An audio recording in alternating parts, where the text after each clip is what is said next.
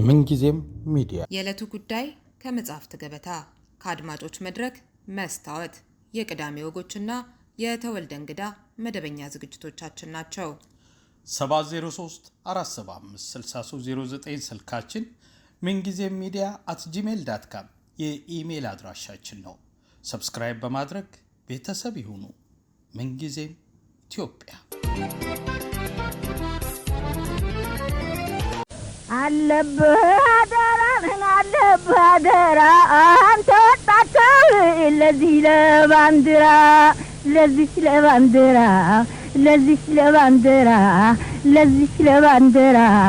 አለብህ አደራ አንተ ወጣቸው ለዚህ ለባንዲራ ወጣቱ ተባበር ላለብህ አደራ አገርህ እንዳትወጥ ከባዕድ ወረራ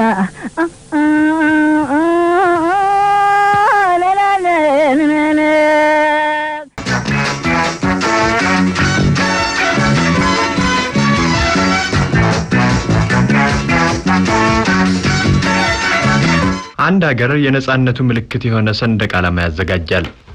ሰንደቅ ምሰሶው ወይንም ማውለብለቢያው ቋሚ አርማ ጨርቁ ነው። የነጻነታችን ምልክት የሆነችው አረንጓዴ፣ ቢጫ፣ ቀይ ቀለማት ያሏት ሰንደቅ ዓላማችን ከታሪካችን ሂደት ጋር ሰፊ ምዕራፍ አላት። ለዛሬ ያቀረብነው የሀገራችንን የነጻነት ዘመን ርዝማኔ ሳይሆን የኛን ሰንደቅ ዓላማ ቀለም ስንት አፍሪካውያን እንደተዋሱ በዓለም ቀይ ቀለም ያለበት ዓላማ የያዙ ሀገሮች ስንት እንደሆኑ ለመግለጥ ነው። በተቀላላው ከ51 ነጻ የአፍሪካ ሀገሮች 19ኙ የቀለሙን መደብ በመለዋወጥ በኢትዮጵያ ሰንደቅ ዓላማ ሲጠቀሙ በዓለም ካሉ 160 ሀገሮች 135 የሚሆኑት ሰንደቅ ዓላማቸው ባለቀይ ቀለም ነው።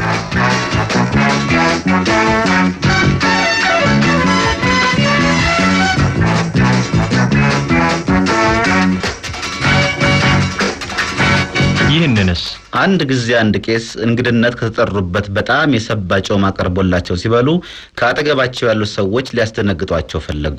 ቀስ ብለው ይህ ስጋ የአሳማ ነው እያሉ አስፈራሯቸው። ቄስ መብላቱን እርግፍ አደረጉ። ባለቤቶቹም ቢጋብዟቸው ብዙ በላው፣ ከዚህ የበለጠ እንዳልበላ አሳማ ይሉኛል ብለው ቅሬታቸውን በህብር ቃል ገለጡ። በአብዛኛው የሀገራችን ማዕድ ከተለመዱ የእንስሳት ስጋ በስተቀር ሌላውን የሚቀምስ እንደተለየ ፍጡር ይቆጠራል። የሚበላ አፍ የሚቆርስ እጅ ያላግባብ የበዛባቸው ሀገሮች ደግሞ በሀገራቸው ብዙ የሚበላ የስጋና የአትክልት አይነት ስላለ ነው እንስሳት አራን ለምግብ የማይጠቀሙበት ይላሉ። በአየር ከሚበሩ አውሮፕላንና ሄሊኮፕተሮች በውሃ ላይ ከሚንሳፈፉ መርከብና ጀልባ በየብስ ከሚሽከረከሩ ሞተሮች በስተቀር የቀሩት ነፍሳት ይበላሉ ተብሎ በሚገመተው 1 ቢሊዮን 100 ሚሊዮን ህዝብ ባለበት በቻይና ካንቶን በተባለው ክፍለ ሀገር ያሉ ሰዎች የቀርከሃ ዱላና ጦር ይዘው ዘምተው በአንድ ቀን 1 ቶን የሚመዝኑ አይጦችን ገድለው በፀሐይ አድርቀዋል። በደቡባዊ ክፍል ከተወደዱትና ከተለመዱት ምግቦች አንዱ የሆነው የአይጥ ቋንጣ ከነዋሪዎቹ ተርፎ እስከ 67 ሺህ ብር ድረስ በቀን ሸጠዋል።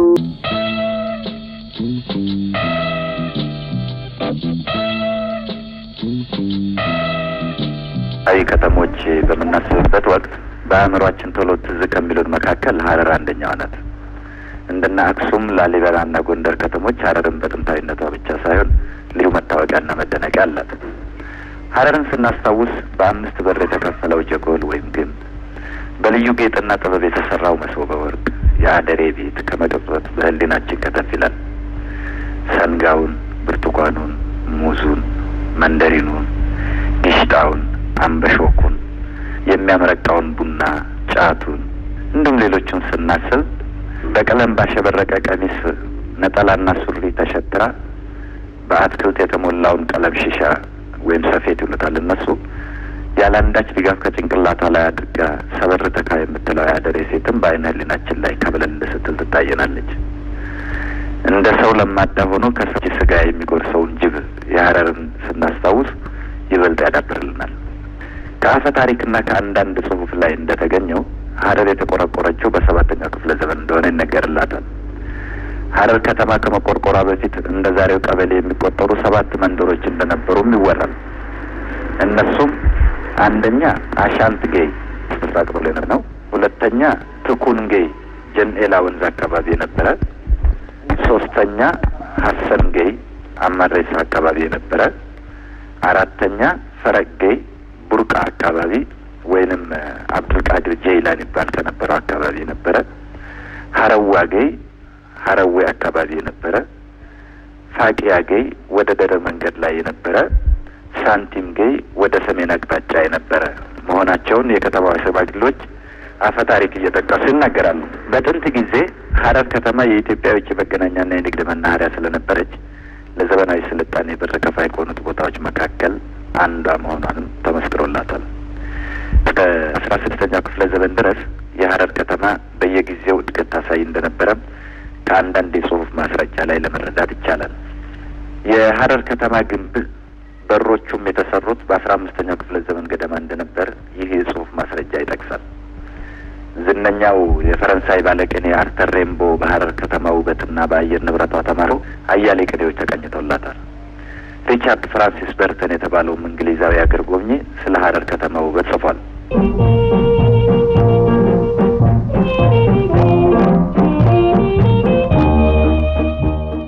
ይህች ጥንታዊ የኢትዮጵያ ከተማና የስልጣኔ በር ከፋች የሆነች ዛሬስ በምን ሁኔታ ላይ ትገኛለች? በወደቀው የፊዶ ቡርዣ ዘመን የዚህ ጥንታዊ ከተማ ታሪክ እንደቀሩት የታሪካችን ማህደር ሁሉ የተረሳ ነበር። የኢትዮጵያ ሰፊ ህዝብ አብዮት ከፈነዳ ወዲህ ግን ለከተማዋ እንክብካቤ ልዩ ትኩረት በመስጠት የተረሳው ታሪኳን በመሰባሰብ ላይ ይገኛል። የመንግስትና ህዝባዊ ድርጅቶችም መዋቅራቸውን እያጠናከሩ ለከተማዋ እድገትና አስተዋጽኦ ማድረግ ላይ ናቸው። በ3 ከፍተኛና በ19 ቀበሌ ማህበራት የተዋቀሩት ህዝባዊ ድርጅቶችም ለከተማዋ እድገትና ብልጽግና የተቻላቸውን ጥረት ለማድረግ ላይ ናቸው። በየቀበሌያቸው መሰብሰቢያ አዳራሽ፣ መዋዕለ ህጻናት፣ መታጠቢያ ቤት፣ ክሊኒክ፣ ከቤትና ከቤት ውጭ መጫወቻዎች፣ መዝናኛ ስፍራዎች፣ የቀበሌውን ህዝብ ከበዝባዥ ነጋዴ ዳቦ ቤት፣ ወፍጮ ቤትና የህብረት ሱቅ በተጠናከረ ሁኔታ እያቋቋሙ ይገኛሉ። ስለ ቀበሌ ማህበራት ካነሳን ዘንዳ አብዛኞቹ ከሰፊው ከተማ ነዋሪ ጋር እጅና ጓንት ሆነው ሌት ተቀን ለቀበሌያቸው እድገት በአጠቃላይም ለከተማዋ ብልጽግና ሲታገሉ፣ በአንዳንዶቹ በኩል ደግሞ ድክመት እየታየ ነው። ለማስረጃም ያህል በአንዳንድ ቦታ ያሉ ሆቴሎች ንጽህና ይጎላቸዋል። ቁጥጥሩ የላላ ስለሚመስል ቀበሌዎቹም ሆኑ ጉዳይ የሚመለከታቸው ክፍሎች እንዲያስቡበት በዚህ አጋጣሚ እንጠቁማለን። ብዙ ቦታዎች ህዝባዊ አሰራር እየተካሄደ ቢሆንም በሆቴል ቤቶች ውስጥ የዋጋ ውጣ ውረድ ስላለ ይህም ቢስተካከል መልካም ይመስለናል። በሀረር ከተማ ውስጥ የሚሰራውን ምግብ ካነሳን በሆቴል ቤት አካባቢ ድክመት እንደሚታይ በግልጽ ለማየት ይቻላል። በሀረር ከተማ ያሉ የሆቴል ቤት ባለ ንብረቶች ለምን እንደማያሻሽሉ ሲጠየቁ በዋጋ ቁጥጥር ኮሚቴ ያማካኛሉ። የዋጋ ቁጥጥር ኮሚቴ ሲጠየቅ ደግሞ በነጋዴዎች ያሳትፋል። በሀረር ከተማ ስላለው የዋጋ ቁጥጥር ኮሚቴ ካነሳን በከፍተኛ 2 ቀበሌ 14 ውስጥ በ50 ሜትር ርቀትና አንድ አይነት ደረጃ ባላቸው ሆቴሎች ውስጥ የዋጋ ልዩነት መታየቱ የአደባባይ ምስጢር ስለሆነ የኮሚቴው መኖር ለእኛም አጠራጥሮናል። ይህ ከዚህ በላይ የተቋቋምነው የሀረር ከተማን ደካማ ጎን ሲሆን ጠንካራ ጎኑ ስንባል ይሆናል። አድሃሪው ዚያድ ባሬ ግብጽ ወረራ በከፈተበት ወቅት ከዛሬ ነገ የሀረርን ከተማ ይይዛለሁ እያለ ሲፋለል ሰፊው የከተማ ነዋሪ ህዝብ ከአብዮታዊ ሰራዊት ጎን ተሰልፎ የዚያድ ባሬን ህልም ውድቅ አድርጎታል። የእናት ሀገር ጥሪውንም በየቀበሌው እያፋፋመ የማይነቅ አስተዋጽኦ አበርክቷል። ጥንታዊ የሀረር ከተማን በደሙ በገንዘቡና በአጥንቱ ዋጅቷታል ለማለት ይቻላል። በመልሶ ማቋቋሙን በኩል የሀረር ከተማ ቀበሌዎች የተጫወቱት ሚና ታሪክ አይዘነጋውም። በሀረር ከተማ የኪራይ ቤቶች አስተዳደር ከዚህ በፊት ካሰራቸው 100 የቁጠባ ቤቶችና ቀበሌዎችም በግል ጥረታቸው ከሚያሰሯቸው ቤቶች ሌላ በክፍለ ሀገር የከተማ ልማትና ቤት ሚኒስቴር ጽሕፈት ቤት አስተባባሪነት ዝቅተኛ ገቢ ላላቸው ሰዎች የሚሆኑ 100 ቤቶች በ400,000 ብር በአንድ አካባቢ ለማሰራት 3ቱም ከፍተኛ በጥረት ላይ ይገኛሉ። ስራውን ተጀምሯል። በሀረር ከተማ በኪራይ ቤት አስተዳደር ድርጅት ስር የሚገኙ ቤቶች ጥገናን ከሞላ ጎደል እየተገባደደ ይመስላል። በሀረር ከተማ የኪራይ ቤቶች አስተዳደር ድርጅት ከሚያስጠግናቸው ቤቶች አንዳንዶቹ ቀለማቸው እየለቀቀና እየተሰነጣጠቀ እንዲሁም ከውስጥ በኩል እያዠ ካሁኑ ወደ መበላሸቱ ስለተቃረበ እንዲታሰብበት በዚህ አጋጣሚ ብንጠቁም መልካም ይመስለናል።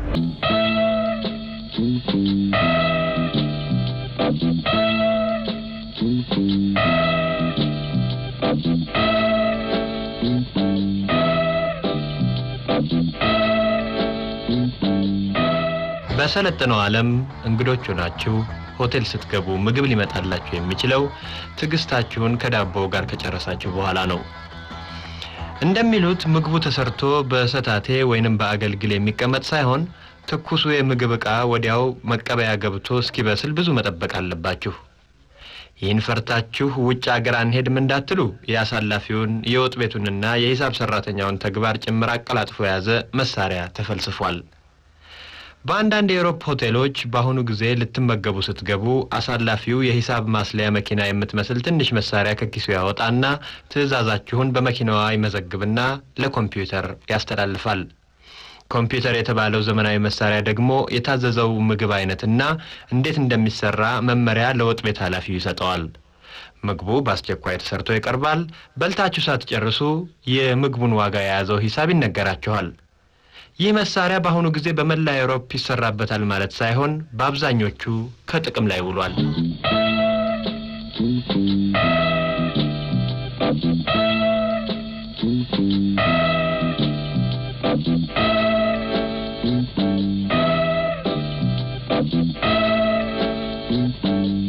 የዓለም መሪዎች ከፖለቲካ ግድያ የሚድኑበት ፈንጂ የማይደፍረው የመኪና ሞተር ተፈለሰፈ። ይህ የፈንጂ መከላከያ ያለው መኪና ዋጋው ብዙ ይሁን እንጂ ከመሬት የሚቀበርም ሆነ ከመኪና ጋር የሚጠመድ ማንኛውም አይነት ፈንጂ እንዳይነካ ሆኖ ተሰርቷል። የፈንጂ መከላከያ ሞተር ያለው መኪና በአሁኑ ሰዓት የህዝባዊት ቻይና ሪፐብሊክ መሪዎች እየተጠቀሙበት ነው።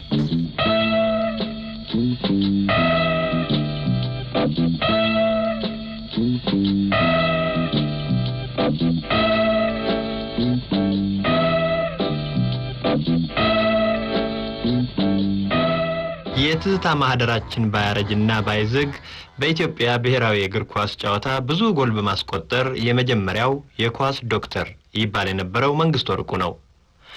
አሁንም ባንዘነጋ ለብሔራዊ ቡድናችን ከ60 ያላነሰ ጎል አግብቷል።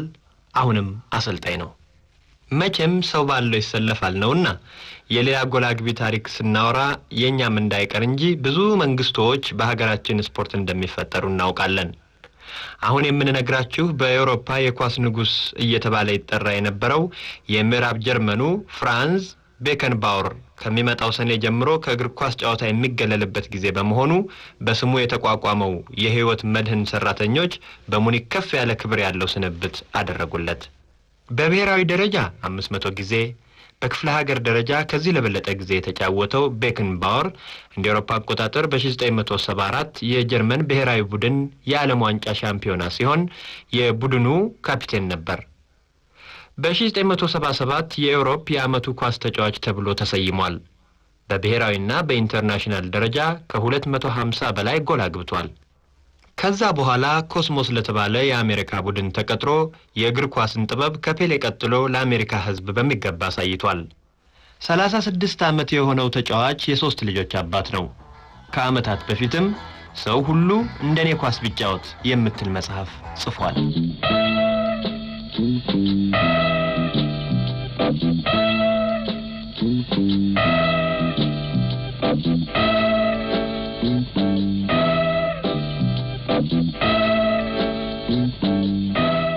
የሰለጠነው ዓለም በሳይንስና በቴክኖሎጂ የጀመረውን እርምጃ በማፋጠን ለጆሮ የሚከብዱ አንዳንድ እጹብ ድንቅ ስራዎች ሲሰሩ እናያለን፣ እንሰማለን። ሶቪየት ህብረትና አሜሪካ ጠፈርን እየዳሰሱ አንዱ ከአንዱ የበለጠ ሳይንሳዊ ውድድር ሲያደርጉም እናያለን። እንዲያውም በቅርቡ የሶቪየት ጠፈርተኞች በህዋ ላይ ከ7 ወራት በላይ ሰንብተው በሰላም መመለሳቸው እጹብ ድንቅ ትንግርት ተብሏል። ጠፈርተኞቹ ሲመለሱ ይዘው ከመጡት ጉዳዮች ቅድሚያ የሚሰጠው ከእንግዲህ ወዲህ ወደ ህዋ የሚሄዱ ሰዎች ግብ የሚያገለግላቸው አዝመራ ዘርተው አብቅለው አጭደውና ወቅተው ሊጠቀሙ ይችላሉ የሚል ጥናት ይገኝበታል። ይህን አስደናቂ የህዋ ላይ አዝመራ ጉዳይ ያጠኑት ሳሊውት 7 በተባለው መንኮራኩር ውስጥ ለ7 ወራት ሲኖሩ ሞቃቱ ክፍል በተባለው ቦታ አዝመራ ቢዘራበት ህይወት ያለው ሰብል እንደሚገኝ የተጠናቀቀ ሪፖርት በመቅረቡ ነው። በሞቃቱ ክፍል ተዘርቶ አጥጋቢ ውጤት ካስገኙት የእህል አይነቶች አርና ስንዴ እንዲሁም የአትክልት ዘር መሆኑን ጠፈርተኞቹ በተጨባጭ ገልጠዋል። አለብህ አደራ አንተ ወጣት ለዚህ ለባንዲራ ለዚህ ለባንዲራ ለዚህ ለባንዲራ ለዚህ ለባንዲራ አለብህ አደራ አንተ ወጣት ለዚህ ለባንዲራ ወጣቱ ተባበር ላለብህ አደራ አገርህ እንዳትወጥ ከባዕድ ወረራ